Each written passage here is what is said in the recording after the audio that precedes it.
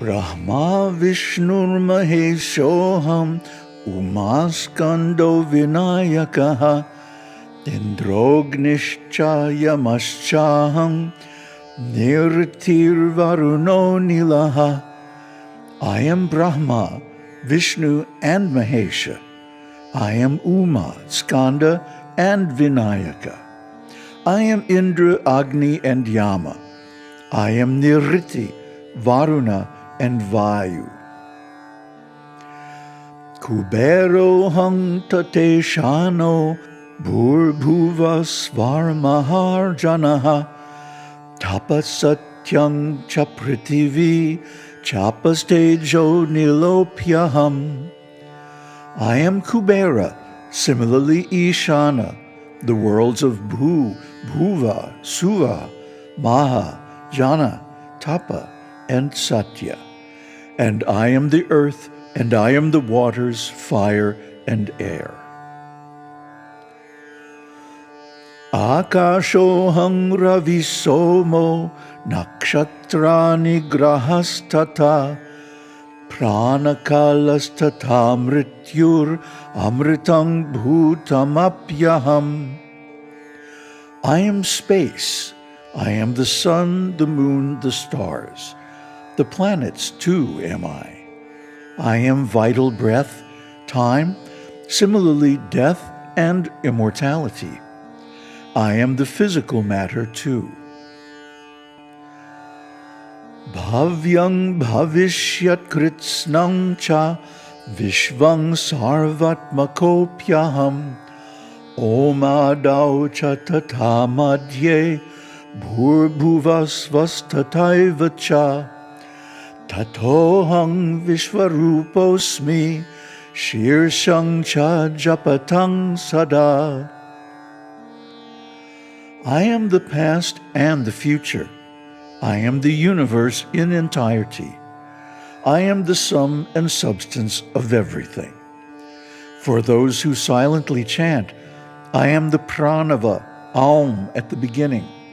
I am the vyahritis, bhūḥ, Bhuvaḥ and Suvaḥ in the middle, and then the Gāyatrī and the end, pracodayāt. I am the form of the extended universe. Namaste. So, how many times does Śiva have to say, in all these different ways, that he is everything and everyone and everywhere, all the time? Well, the problem is, see, we're so dull that, he has to pound it in before he gets through our thick skulls. But he says, I am Brahmā, Viṣṇu, and Maheśa.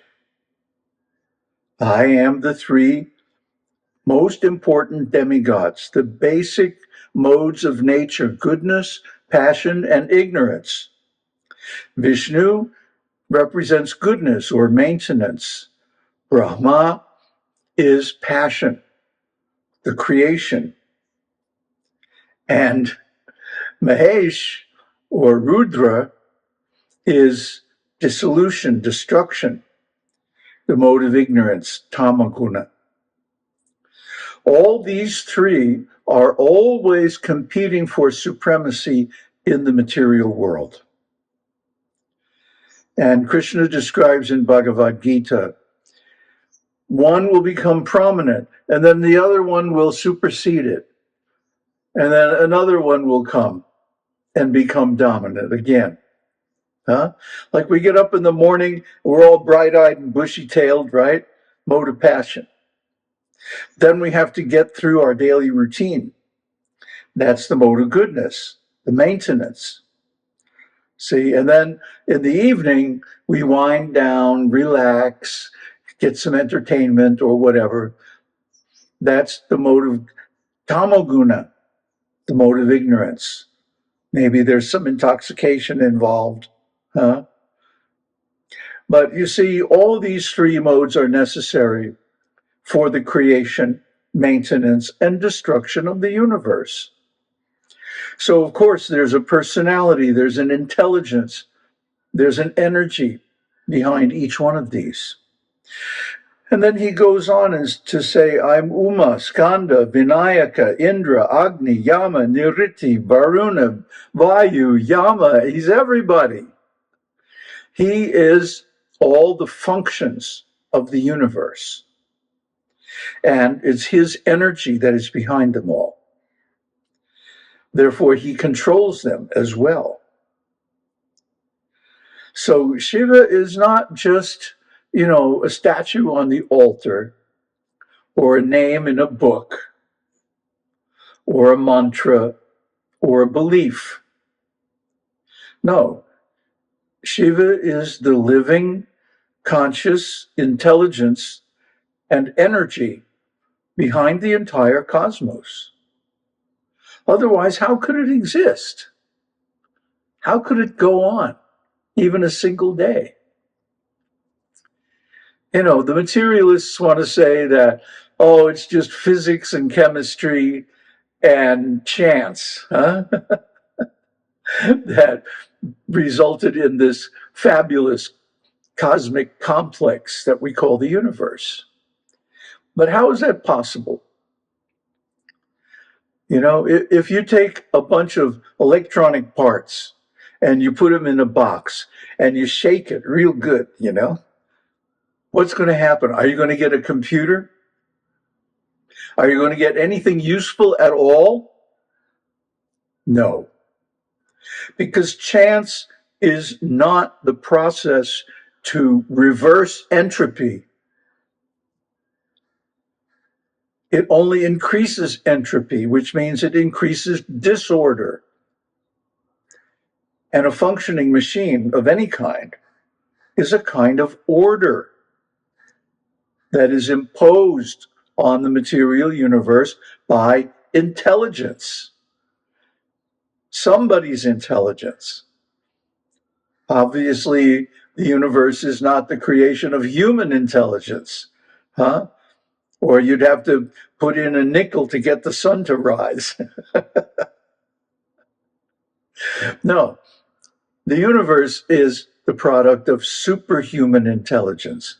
I mean, just look at how many times you read in the news. Scientists baffled at new discovery by some space telescope or something.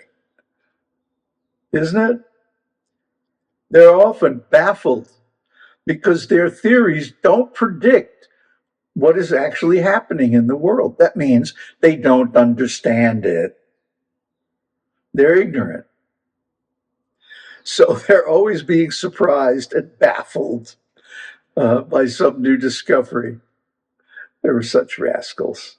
And then they say that all the living species in the world and the universe itself is simply a product of chance and quantum physics or whatever. I ain't buying it.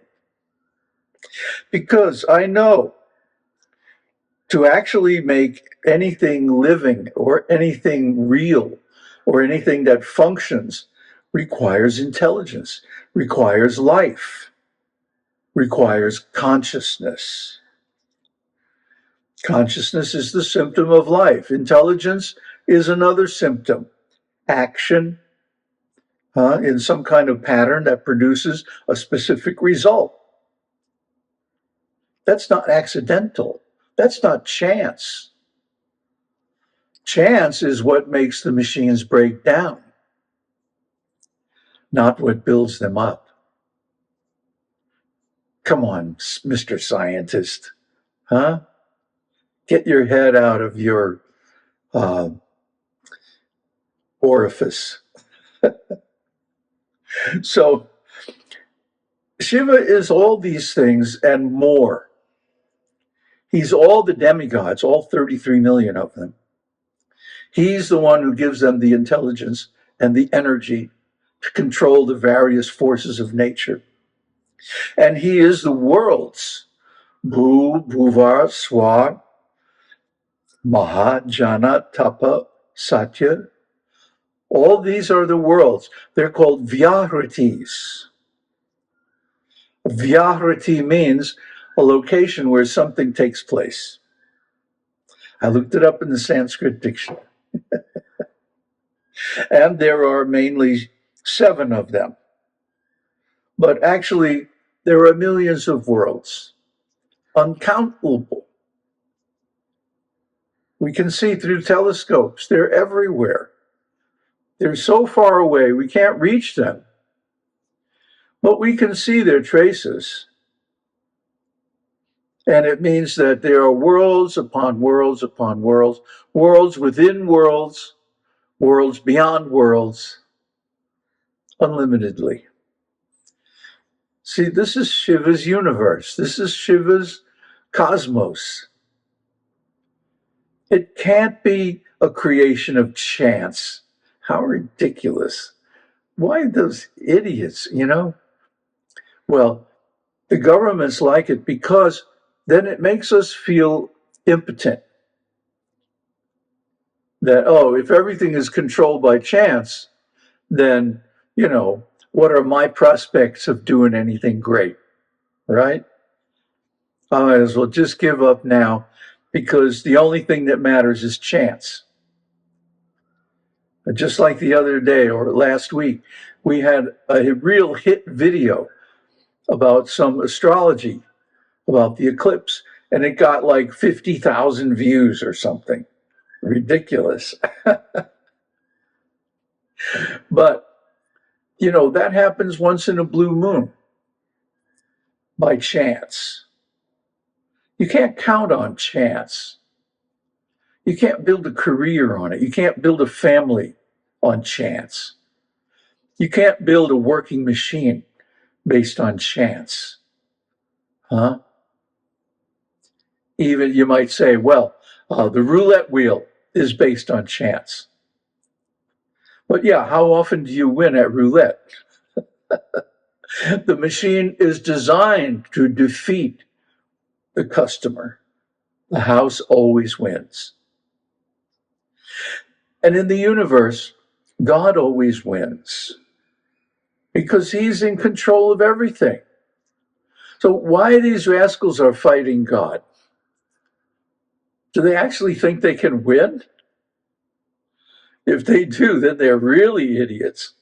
No, I think it's because the governments want to control people and disempower them and make them feel useless and frustrated that they can't really do anything because the whole world is just chance. See, these rascals, they don't tell the truth. They lie, lie, lie. Why?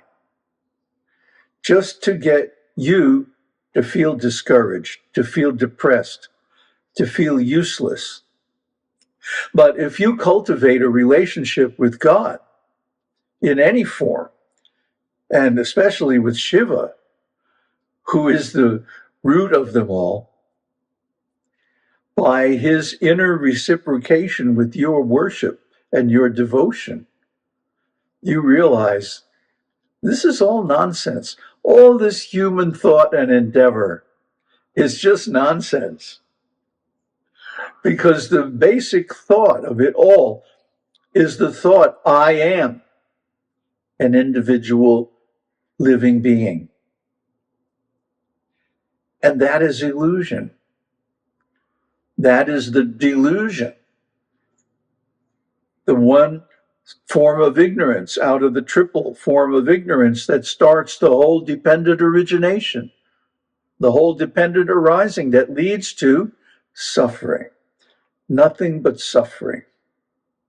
Life after life after life. So give it up. Offer it to Śiva. Say, look, I don't know how to do anything really. I'm making a mess of my life. I'm entangled in samsara, in birth and death. And I don't know how to get out. So here, you take it. It's yours. It's up to you. And if you like, you can save me. Or if you like, you can destroy me. I'm going to get destroyed anyway, just by the influence of time. So please take me as your disciple, as your devotee, as your lover, as your servant, or whatever. Make me yours. Bring me to your loka, Śiva loka, which is not one of the vyahritis. It's not one of these places where things happen.